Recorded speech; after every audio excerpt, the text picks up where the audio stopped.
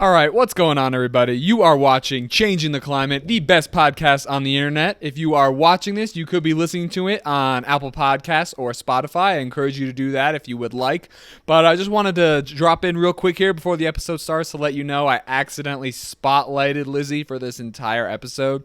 So you won't see me until like the last minute or two of the show. But Lizzie is a beautiful woman, and we are very lucky to have her face on the screen the entire episode. So I hope you all enjoy this episode 9 of Changing the Climate. Talk to you soon. All right, and we're live. Hello, everyone, and welcome to another episode of, see, I already trip over my words. You don't even have to worry. Changing the Climate, a show where we talk about the changing world around us and how we can make it better.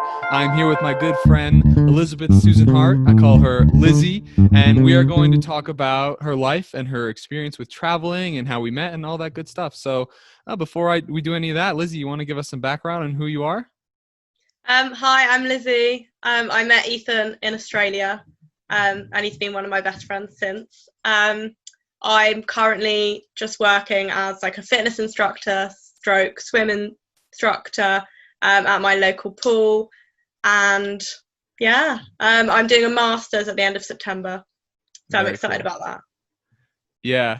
So if I remember correctly, were you my next door neighbor in the dorm? Yeah, and we were in the same like tutor group. Was that what they called it? Tutor group. Were we Colum buddies? Yes, that was it. I completely forgot what that was called. With Gisela and Shannon were our two Colum bros, right? Yeah. So we like when you first get to the dorms, they put you with like buddies and they're like show you around. Did they tour you around the campus? Yeah, Shannon gave me like a really brief one because she has to get somewhere. And I still just have no idea where everything is. So I didn't do that. Gisela and I like went out, who's our other Columbro, and I made him walk with me to like 20 different currency exchanges because I kept being like, this person has this rate, this person has this rate, and he was probably like, God, this freaking American guy just wants like an extra $20 for his money. But so Lizzie and I traveled a lot together. You've traveled more than me. You've been to a bunch of different countries, and we'll get into that. But so we went to Gold Coast together, and then we traveled the entire East Coast of Australia together. Where did we go anywhere else? I think that was it. But we've been to Norway together since. Right. No, I wasn't there in Norway. Oh, I have been to Norway. I went to Trondheim. You went to the cabins in Oslo. Yeah. But you've been to London, and I've come to New York, so I saw you there. Correct. Yeah, so I was living in New York. That was almost a year ago now, wasn't it? Yeah, that's actually crazy. So you were only in Australia for one semester, right? Yeah, I was only there for the one. You were there for the whole year. I was there for the whole year. Yeah, it was great. It was amazing. Anyone who's listening, highly recommend it. So we met in July of 2017. We were very close. We did a lot of traveling. And then you must have left in January, I believe. So what have you been doing since you left your study abroad time? So since I left study abroad, left that January. Was that January 2018? Yeah, gosh. January 2018. But I left Australia in like the December 2017 to go see my sister in New Zealand. So I went with my mum. That was really nice. And then we went back via Hong Kong. And then I just finished my third year at university at Nottingham, graduated in the summer. So that was July 2018. Then I was just working at the place I've worked since I was 16, just getting some money. Which is where? So that's Hampton Pool. So same place. Same place. So I was doing just lifeguarding. So managed to last the winter, freezing to death. So it's an outdoor pool, so it's quite chilly in the winter. It's open in the winter. England. Yeah, it's open all year round, every day of the year. Is it heated? It is, to be fair. Okay. But yeah, as a lifeguard, you get quite cold. The lifeguard chair is probably not heated. No, sadly not. So you're sitting there like wrapped in all your coats, like with your like hot chocolate, freezing. So cold. Have you had to like save people? I actually had to yesterday. That was my first time in 7 years. So what happened? So I was lifeguarding at the shallow end of the main pool. It's a 36-meter pool, so I was kind of midway down the pool, and a little girl got out of the pool, took off her armbands, and I thought she was getting out. She was maybe 4. And then next thing I know, she sprinted back into the main pool, which is it was probably about 2 meters deep or 1.5 meters deep at the point that she jumped in, and she's whatever that means. Tiny little girl. Okay. So and her mum wasn't watching, so I like jumped down off my chair, like leant over the pool. But to be honest, I don't really remember it. It was so quick, but I ended up with like a big graze on my knee. I must have I dived kind of, so my upper body was in the pool. Did she start like drowning? Yeah, so she went down, then she came back up for a breath, and then went down again, like drowning. And so I grabbed her as she went down again. I didn't even notice that I'd hurt my knee, and it's this pretty big graze. Jeez. But yeah, it was a bit mad because obviously, in 7 years I've not had to do anything of the sort, and then no CPR, nothing. No, nothing. Good time for the podcast then. Yeah. Yeah. Thankfully, I didn't have to give her CPR. She was actually fine. She'd only been under like a second. But yeah, right in time for the podcast, I've had to save someone. Yeah. Well, great. That's cool. So I guess my first question is I'm really adamant about people, if anyone's listening who hasn't gone to uni yet, to really schedule in study abroad to their 4 years, their 3 years, whatever it may be. So I'm just curious, like, how do you think study abroad had changed you as a person? Because since then, it seems like you've been all over the world traveling. So it seems like you got the bug. So how do you think you changed from before you went to Australia versus after, like right away? So I'd say definitely it is the best thing I've ever done. Maybe I will ever do.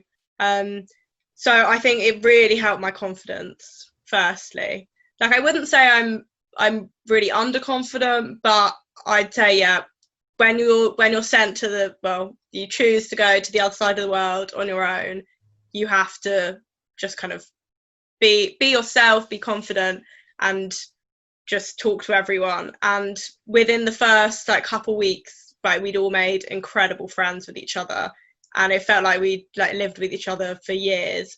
And in terms of friendships, you just make friendships for life. You guys are some of my best friends ever now. And we've obviously traveled together, we've lived together, we've kind of been through a lot together, and it just really makes a really strong bond. Plus, I think in terms of travel, it just kind of opened my eyes to the amazing experiences you can have. I'd not really done much traveling before that. I'd been to some places in Europe, but I'd never been anywhere for a significant amount of time without my parents. Mm-hmm. So that was just incredible, and saw so many amazing things, made amazing friends, and I think it really, really helped me grow as a person, for sure. How did you choose Australia? So I didn't even intentionally go to uni thinking I wanted to do study abroad. One of my friends did it in second year and loved it, and I was like, I may as well go to a meeting in my second year about it, see what's on offer. And then the meeting was actually really cool, and they had some people speaking about their experiences, and I was like, you know what, I may as well apply. And I think they mentioned Australia, and I was like, wow, that would be cool. So I put that as my first choice, and you have to put 5 choices if you're at Nottingham for places you'd want to go. So I think I put Sydney. I think I put Texas in the US. I was just like, you know what, US would be cool. I'd heard cool. That all the sorority stuff, and I was like, I'd quite like. Oh, Jesus. So I like to have a go. Now I'm really quite glad I didn't go, but I was like, you know what, that would be fun. And one of my friends was on semester abroad in America, and looked like he was having loads of fun. Where else did I put? I think I put Canberra maybe, or Brisbane. And then I think I put Connecticut or something. Okay. And I'm not sure what the 5th I put was, but I was definitely I really would want Sydney out of those 5. Definitely. And I was like, well, maybe Texas or place in America, but I really wanted Sydney out of the Australia ones. But I still wasn't really 100% about doing study abroad. I was like, I doubt I'll get it anyway. That's kind of my attitude before semester abroad. My attitude was always like, oh, I'll apply for something, but I'm not going to get it anyway, so I won't be disappointed. But then I got really good grades in my second year, and I got an email after I got my results saying, yeah, you've been accepted to your first choice, Sydney. And then I think it hit me, and I was like, oh my God, as if I'm moving to the other side of the world. Like, what have I done? I was terrified. Why? Why do you think that is? Where does that hesitation come from?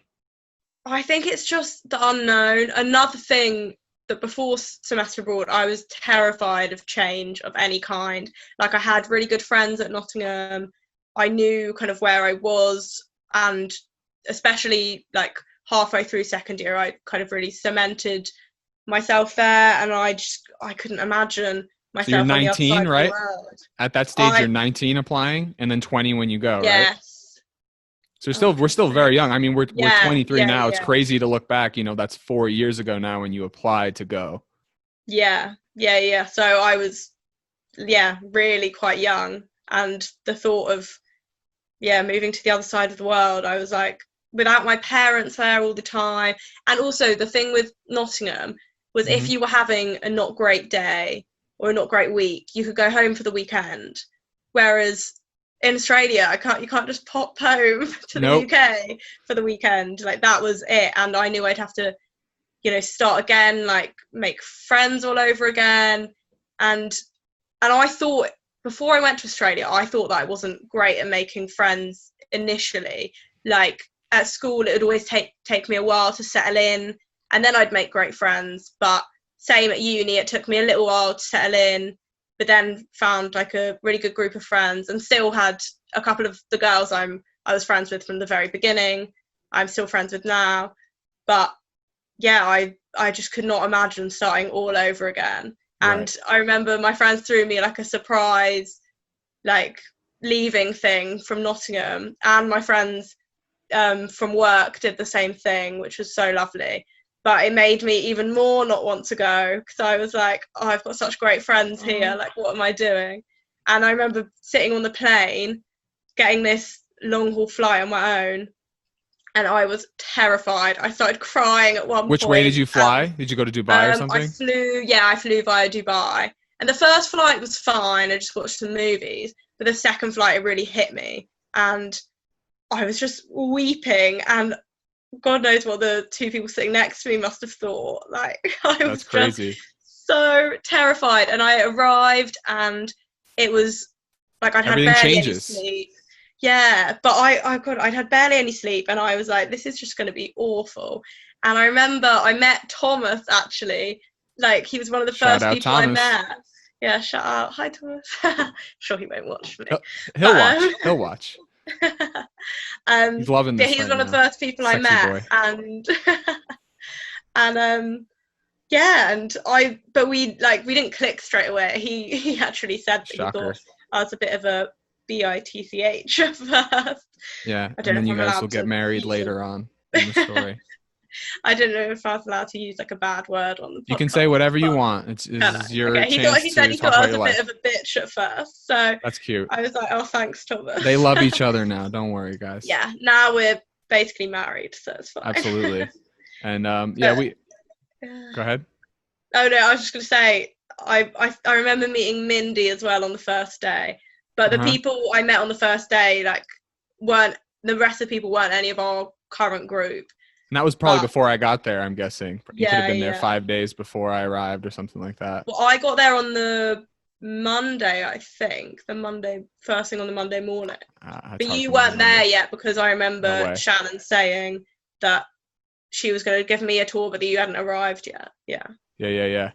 So it's really interesting looking back now, because like every month that goes by, we're like, oh, we were just there, oh, we were just there. And now it's really been quite a long time since we were there. And it's funny to hear you say this story about how you like could just pop home, and then all of a sudden now you're like crying on a plane, and now here you are, you're 23 years old, you've traveled to dozens of different countries, maybe not quite dozens, but definitely more than a dozen different countries.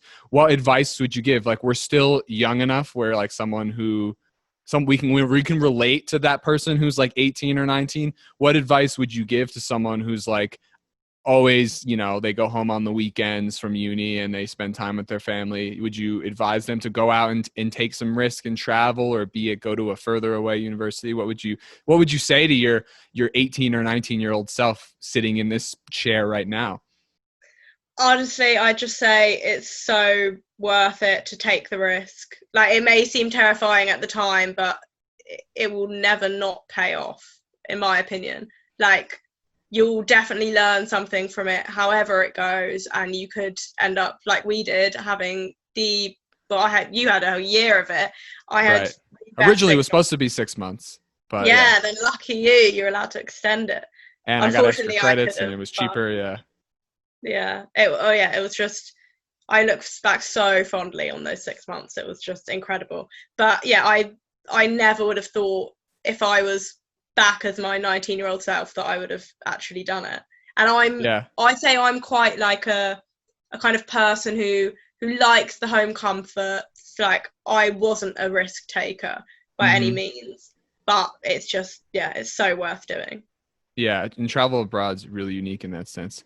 All right, cool. So now I want to talk about, how long have you been doing your blog now? So the blog, I must have started, I think, a month lockdown, or so probably. into lockdown. Yeah. So April. I feel bad that it's tailing off a little bit as I get more and more busy. But it's really good and well detailed.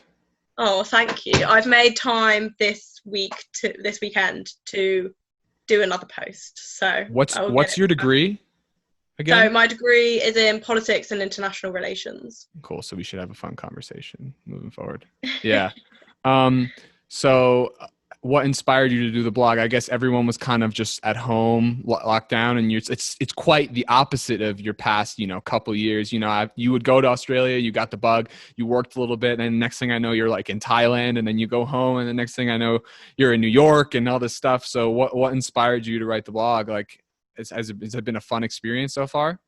Yeah, I really enjoy writing. So for me, it's not like a chore to do at all. I mean, you do have to kind of set aside the time to actually write something, but I love writing, I love editing, so I actually really enjoy working on it. But basically, when we were in Australia, my parents were like, oh, you should write a blog. And I actually got as far as like making the blog. And then I just got so carried away with how much fun we were having. And I didn't really realise how useful it could be in the future to have written a blog. So I just kind of put it to one side, didn't even make my first post. So that got kind of sidetracked.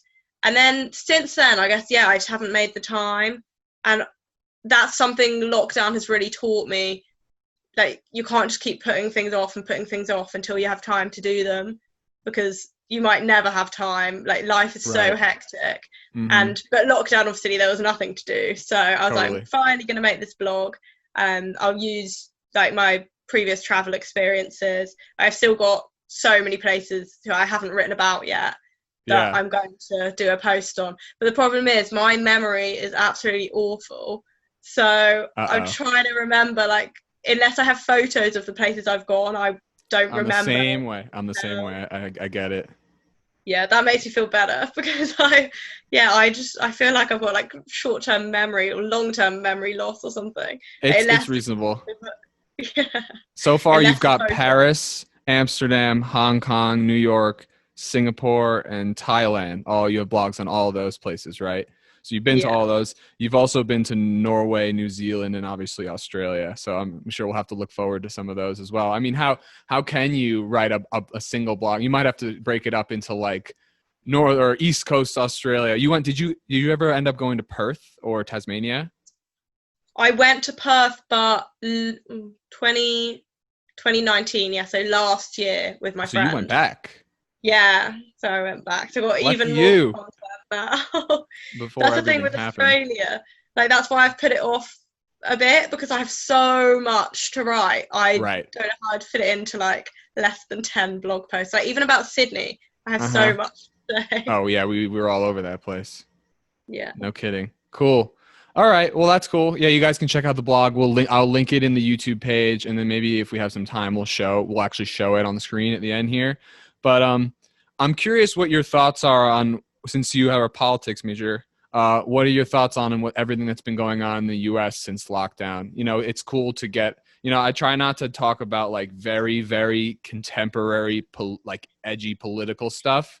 I like to focus more on like business and climate change, but because you're not American, I think your perspective will be very interesting. And it's not like you have this personal bias where you're on one side. You're kind of from the exterior. So I'm curious what you think about everything that's been going on the last few months. So I hope this doesn't get any hate from, if you have Don't any worry right about. wingers watching this. I Well, do I apologize. don't worry about them. And it's just about creating a place where people can speak their mind freely, and that's what's most important, in my opinion, for just progress.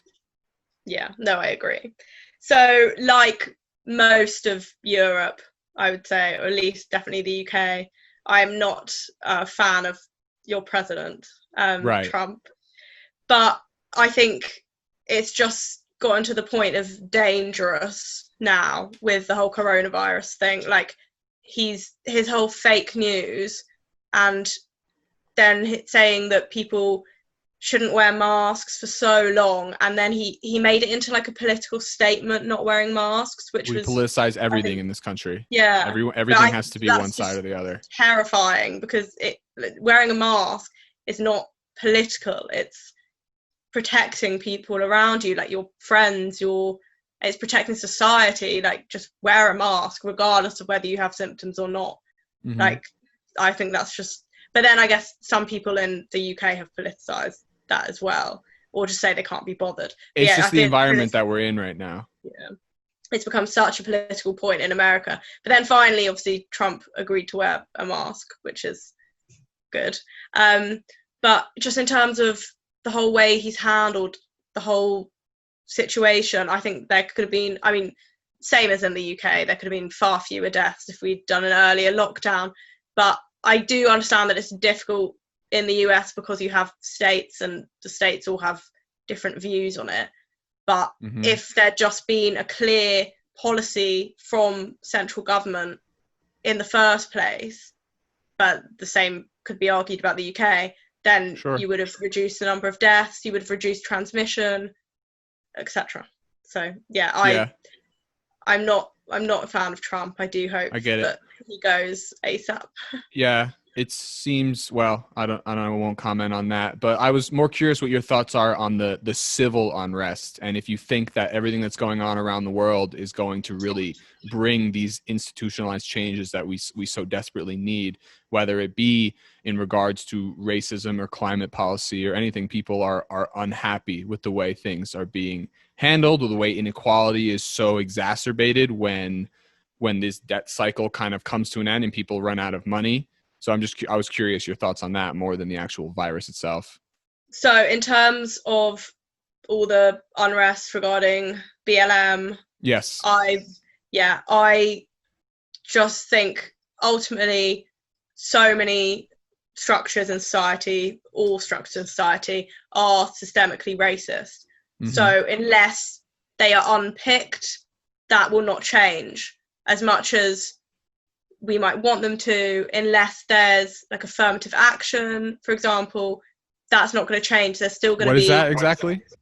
So affirmative action is when you basically shortlist people. For this is an example of it. If you shortlist people for a job, make sure that you have Black people on that shortlist, and then essentially give some management jobs to obviously qualified Black people, because at the moment, obviously in business, in basically all walks of life, the police, there are not enough Black people in management roles, and so how is the situation going to improve? Essentially. So in terms of the BLM and climate change, everything, there basically needs to be more grassroots action, but things have to change, not just from the bottom up, from the top down as well. There have to be, more Black people in management roles. They're all basically white male leaders, and that is not going to change the situation in terms of everything, like BLM, climate change. If, for example, with climate change, if there's just climate change deniers at the top, or people who don't met them. believe, exactly, Many people who don't believe in the importance of changing our policies to save future generations, then nothing will change, and we'll keep going on as we are. But the climate situation is just getting worse and worse, and no governments are really doing anything about it. Right.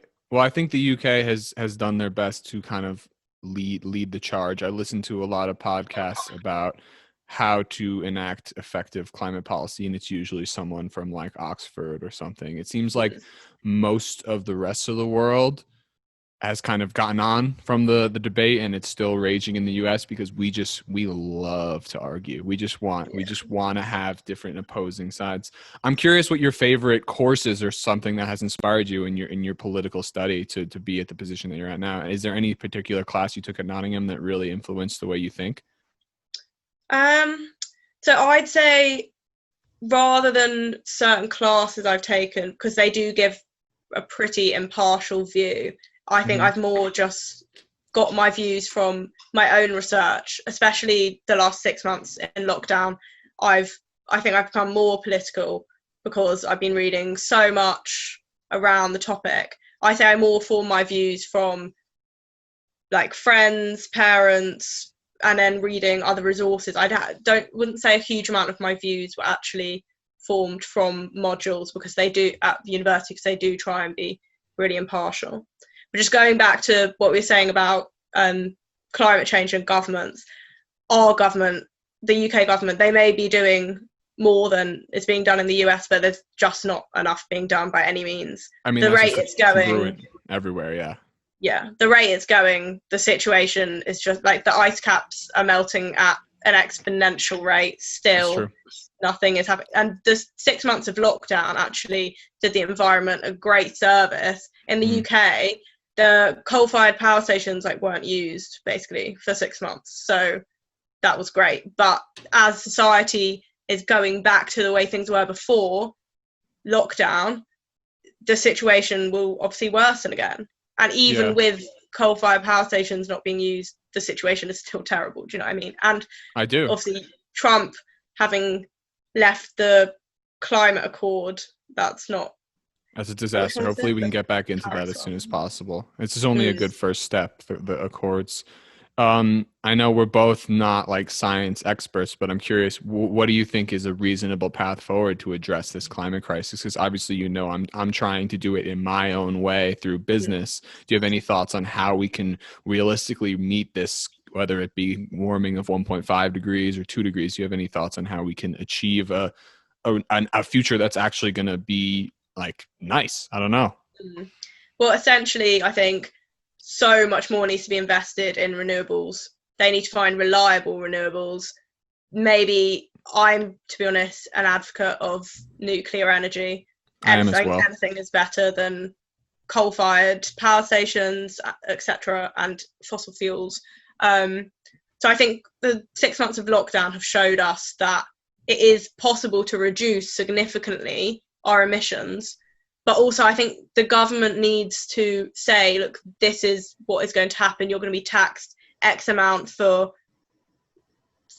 flights, or obviously I love traveling, but it's a contention. It's a double-edged sword. I love traveling, but I don't want to ruin the climate. So if the government slapped a load more on air tax, I know the airline industry is already doing terribly since lockdown, but there needs to be things that need to be done. Like either the airline industry should have to offset their emissions. I think there should be more tax on flights. There should be far more investment in renewables. What are they going to do with that tax money though? Because I don't like just like taxing things. Because is it because you want a disincentive for people to travel? Is it because you want them to reinvest that into renewables? What is the point of the tax? I think both. Reinvest it into renewables. Obviously the tax should be reinvested into something that will solve the problem. But it basically takes a concerted effort from not just grassroots, which is what's going on at the moment, and individual people trying to make change. Obviously, that's great, but there needs to be government policy. Otherwise, people aren't going to do it, are they? Like with the mask wearing, very few people wore masks, and then the government said you have to wear a mask. I got one of those like Amber Alert things on my phone. It went like wah, wah, wah. Like statewide mask, like statewide mask requirement. I got like it was like your phone was gonna like explode. Like that's a notice from the government for sure. Yeah, exactly. Like realistically, most people will follow government. Well, if it's a law, they're gonna have to follow it, or they're gonna get fined or jailed. So I think, as great as bottom up is, there needs to be top down change. But well, governments need to change. Yeah, but governments need to understand, and they're not going to, the pressing issue that it is. And at the moment, it's just, even if they're not denying climate change, it's not a priority, and it should always be a priority.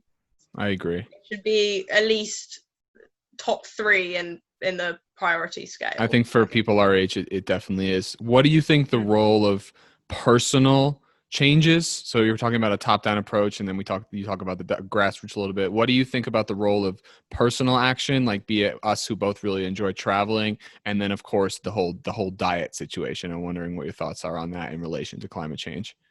So obviously a lot of people say, oh well, I'm not gonna like eat less meat because it's not going to make a difference. But obviously if everyone did, it would make a difference. But one person does. I disagree with that right off the bat. One person does make a difference. But anyways. Yeah, well, no, that's what I'm saying. That's what I'm saying. People say, oh, I'm not going to make any difference at all. But if you say that, then the next person's going to say that as well. Then everyone will say that. And then it obviously won't make a difference because no one will do it. But it does make a difference. And also the more people who do it, the more difference it will make. So I've tried to reduce my meat consumption. Me and my parents don't really eat much meat as it is, but we're trying to reduce meat consumption.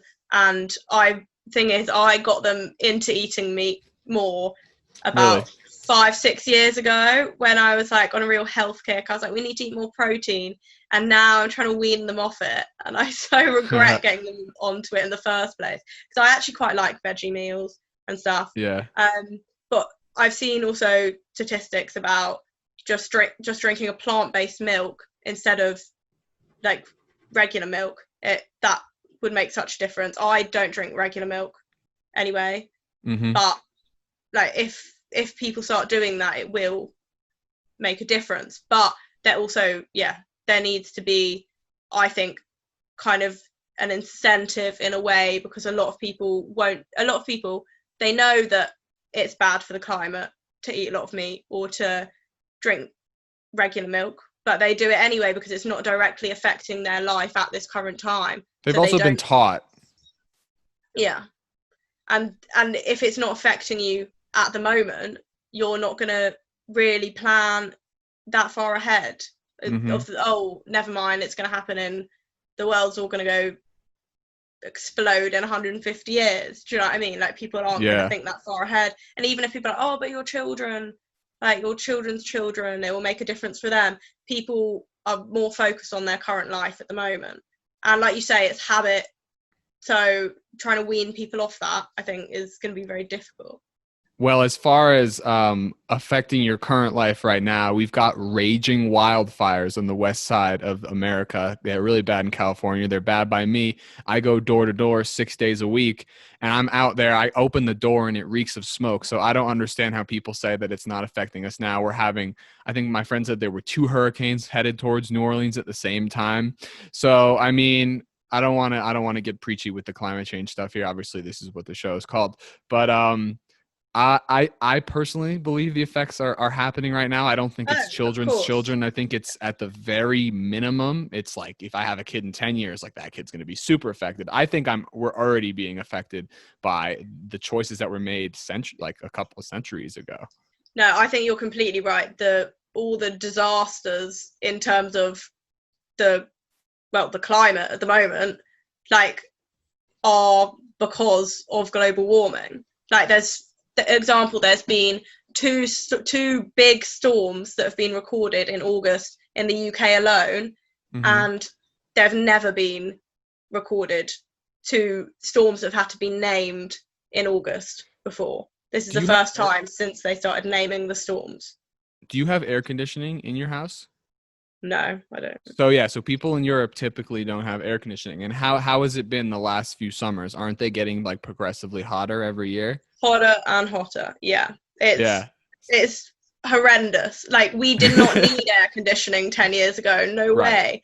And now I have to have a fan by my bed Mm-hmm. in the summer, or I would actually think I'd boil to death. It's Right. horrendous. We're having like 35, 36, 37-degree summers, and that goes on for a good fortnight. Like, a couple of weeks Yeah. ago, that was. And how people can say that isn't climate change, that's not just natural, it's because of what we're doing. So it Essentially, seems, as far as I can tell. Yeah. I will eat my hat if it turns out it's not. Right. It seems very, very likely. That's funny. We talk about travel and then climate change because it is. I do feel strange about it though, because I have this idea that we can do both. You know, we can save the world, but we can continue having the lifestyle that we have, and it's hard for me I really advocate people going and traveling because it really changes your internal and it makes you so much a stronger person. You have amazing experiences, you meet people. But then again, like that really does use a lot of energy. And I've talked to people who are like, oh, we should just get an electric car that has an 80 mile radius and then just use that. And it's like, what if I want to go do this or what I want to go do that? Do you think we can find a solution where we're able to maintain our lifestyle, but maybe use technology to combat this climate crisis? Or do you think we need real, true, like fundamental changes with the way we live? I really don't know the right answer. I think It's that's a really tough. It's tricky for one. us. Yeah. Because at the rate it's going, because if 10 years ago we made a lot of changes and invested in renewables and became greener as a globe, then we wouldn't be in the position we were in, and we could be less strict on what we're doing, if that makes sense. But the longer it goes on that we're not making any change, the worse it's going to be, and the more we're going to have to do to kind of dial back the Yes. terrible effects. So I'd like to think that we can go on to an extent living the way we are, but I think, there has to be a lot more investment in green technologies and offsetting emissions, etc. There needs to be some real step forward, but at the moment that is not happening. So I hear you. Fair enough. All right. Enough morbid conversation. I just want to wrap up just talking a bit more about travel, because you have been to so many different places. And I find it interesting. I think that there's a much bigger travel culture in Europe and Australia. I looked up a statistic before this podcast that 42% of Americans have a valid passport compared to 76% of the people in England and Wales. So I'm curious if it sounds like you weren't sure that you were always going to travel, but it seems a lot more likely that someone who's European would be more likely to go off and travel. I wonder how you think the cultures have evolved that way. Is it because the U.S. is bigger and people don't feel the need to travel? Like, I don't know. And then there's so many, their cultures in the U.S. are very different state to state, but I think, France and England is very different than like New York and Pennsylvania, So I don't know. I'm curious what you thought about that. Yeah, so I'd say probably in the US, people feel less inclined to travel outside of the US because you can drive a lot of places without having to use a passport. But whereas like the UK is so small, and also it's seen as very boring. Well, obviously now because of coronavirus, if you go on a UK holiday, it's like woo, but it's like wow. But yeah, if you just went on a UK holiday like as a kid, all the other kids would be like, oh, that's boring. Whereas like if you'd been to France or anywhere in Europe or like America or Australia was super exotic, and all the kids would be like, oh my god, wow. Whereas yeah, I'd say obviously I've only been to America once, so I'm not entirely sure, but I guess also because in the US it would be a lot longer flight to like fly out of the US, whereas in the UK it's the flight's only an hour to France. It's a lot quicker. You can do that in a weekend even. So I think it's much more desirable to travel out in terms of time and cost. It's probably a lot more expensive to fly out of the US, whereas flying out of England to France, you can get flights for under £50 return. Yeah. So it sounds like you went to Australia and then you came home, and then that was like it. Your life was totally changed. Why do you think you continue to just go and visit other countries? I know you've been to several. I'm curious, like I imagine you probably had some kind of trip lined up before this virus happened, right? Yeah, I was meant to be going to Vietnam, Cambodia, back to Australia and New Zealand to see my sister because she lives over there. So I think just after Australia, my eyes have been opened to the world out there and the fact that I can go and see it on my own and it's not scary. Whereas before, I don't know, I just not even considered it, I guess. I don't know, I'm not really sure why. I guess I just figured, oh, I will probably travel when I'm older. But I didn't take a gap year, so I didn't travel then. And then I figured, oh, well, after uni, I'll probably go to some places. But it hadn't really clicked that I really wanted to. Whereas after going to Australia, I was like, I need to see the world. Like, it's amazing. So, yeah. But again, talking about the climate thing, I do always feel a bit guilty about flying. It's a sad reality. I'm like, I shouldn't be doing this, but also I really want to see the world. So it's a contention. Yeah. I don't know. It's so amazing. You just go and see people. Everyone lives in such different ways. You know, it's amazing. We can travel thousands of miles in hours now. It's a luxury that no other generation has really had besides the last couple. Yeah. I don't know. So why not just kind of like settle down and just put your head down and work? Why are you choosing? Why were you choosing to travel now at this age?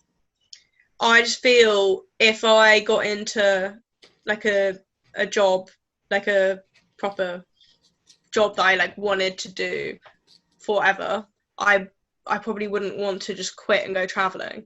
I feel like this is the age to do it before you have commitments and family and children and like a partner. I feel like that makes sense.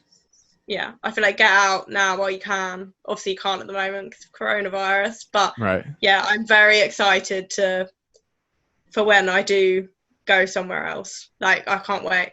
But I am, to be fair, I'm going to Cornwall in a couple of weeks with my parents, and I'm so excited for that, just because it's a change of scenery. I know, and that's desperately needed, I'm sure. So beyond travel, what does the future hold for Lizzie? I'm not even sure. I know you're not. That's why I thought I'd ask. Throw me off. So I've got my master's, and then master's in what? Master's in international relations. So same as my undergrad, basically. So that's a year. So September to September, and then I don't know. Then I would love to travel. I really want to see my sister because she lives in New Zealand. I obviously want to see you. I want to see the Australians, and yeah, see the world. And then I should probably think about settling down and getting a proper job. But yeah, I don't really know what I want to do. I was thinking maybe politics, but I think I get too angry about the situation of the world. So I'm not sure that would be the best career for me. I'd be getting Gotcha. too heated every day. But I was thinking about publishing or working, maybe trying to work for the UN or a Yeah, that development sounds cool. organization. Yeah. Yeah. So Do you see yourself as like an ambassador to other countries or something like that with your I'd international love that. relations background? Yeah, Yeah, because I'd love that. Or working for a charity abroad. I think that would be great. that's cool. Are So you yeah. excited? Your master's is it King's College? Where was it? King's College London, yeah. London. Cool. So So where are you going to be living? At home? I'm just living at home, yeah. Save the money. And I quite Uh-huh. like living with my parents, to be fair. So Very yeah. cool. All right. Well, thank you so much for joining me. Before I go, or before we go, I think we should check out your blog. What do you think? All right. So here we go. So it's traveling by Hart. Can you see my screen? I bet you can. Yeah. So is it like, do I have to type in like WordPress or something, or is it easier to just go to your Facebook page? Travelingbyheart.wordpress.com. Travel. Oh, Hope, wait, what? hope I've got that Ah, right. Yeah, there we go. cool. All right. So this is her blog. It's really well done. And she really goes into a lot of detail. So like, let's go to this one because I'm in this one. She adds photos and really talks about the area, and well, so good you named it twice. New York, New York. That's where I'm from. I mean, I was just very impressed when I looked through this because it's just really nice. If you've never been to New York, she'll tell you all about it, and you get to see the area through her eyes. And it sounds like we've got a couple new posts coming out soon, right? Yeah, Yeah, there soon we to are. come. Oh, and my little beard. Central Park. Central Park's nice, and the Oh, that turtles. was such a nice day. Yeah, and your mom's really nice. So that was fun. Yeah, guys, check out her blog if you haven't already. If you want to learn about, she has one about Thailand. Looks like she's got something about how to stay healthy while traveling. Amsterdam, highly recommend. Beautiful city. Yeah, looks like you had a couple coming out for a while. Cool. So Yeah, go check it yeah, out. yeah, Lizzie. Am I still? No, I think I stopped the screen share. All right, Lizzie, thank you so much for joining me. It's been an absolute pleasure. I miss you loads. I hope you have a lot of success in what you do in the future, and I appreciate you joining me to tell us a little bit about yourself. Thank you for having me. My I absolute enjoyed pleasure. it and miss you more. All right, everyone, have a fantastic day, and we Bye. out of here.